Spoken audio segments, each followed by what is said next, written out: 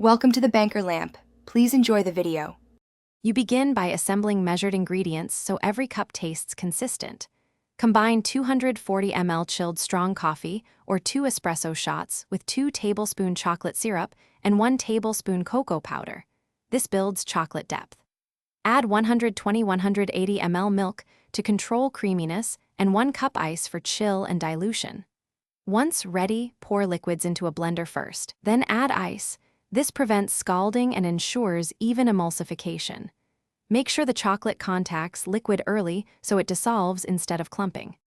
Now focus on texture and flavor balance. Pulse the blender 5 times to break ice, then blend 10-15 seconds until smooth and slightly frothy. This creates the chocolatey microfoam you want. Taste, and if it's dull, add 1 tablespoon chocolate syrup or your preferred sweetener. If thin, add 1/2 banana or 2 tablespoon cream for body.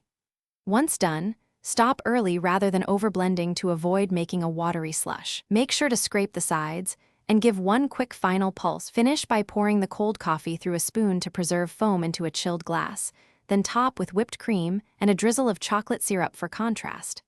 Garnish with shavings or cocoa dust to emphasize aroma and visual appeal. If the drink tastes weak, make sure you use strong coffee or reduce ice next time. If it's too bitter, add milk or another tablespoon of syrup to balance acidity. One troubleshooting tip: if syrup won't blend, warm it slightly and remix so it incorporates evenly.